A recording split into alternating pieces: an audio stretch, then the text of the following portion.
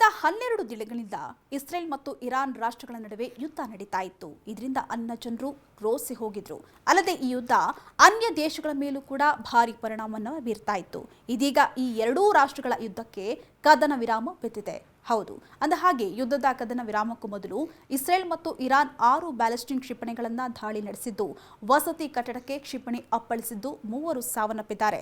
ಇನ್ನು ಈ ಯುದ್ಧವನ್ನು ನಿಲ್ಲಿಸಲು ಅಮೆರಿಕದ ಅಧ್ಯಕ್ಷ ಡೊನಾಲ್ಡ್ ಟ್ರಂಪ್ ಸಹ ಮಧ್ಯಸ್ಥಿಕೆಯನ್ನು ವಹಿಸಿದ್ರು.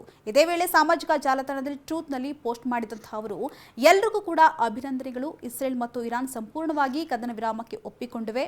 ಇನ್ನು ಇಸ್ರೇಲ್ ಮತ್ತು ಇರಾನ್ ತಮ್ಮ ಅಂತಿಮ ಕಾರ್ಯಾಚರಣೆಗಳನ್ನು ಮುಗಿಸಿದಂಥ ನಂತರ ಸುಮಾರು 6 ಗಂಟೆಗಳಲ್ಲಿ ಕದನ ವಿರಾಮವನ್ನು ಪ್ರಾರಂಭ ಮಾಡುತ್ತವೆ. ಇನ್ನು 12 ಗಂಟೆಗಳ ಕಾಲ ಇದು ನಡೆಯಲಿದ್ದು ನಂತರ ಯುದ್ಧವು ಮುಕ್ತಾಯವಾಗುತ್ತೆ ಅಂತ ಹೇಳಿದ್ರು. ಆದರೆ ಟ್ರಂಪ್ ಕದನ ವಿರಾಮ ಘೋಷಿಸಿದಂತಹ ಕೆಲವೇ ಗಂಟೆಗಳಲ್ಲಿ ಇರಾನ್ ಇಸ್ರೇಲ್ ಮೇಲೆ ಕ್ಷಿಪಣಿ ದಾಳಿಯನ್ನು ನಡೆಸಿತ್ತು.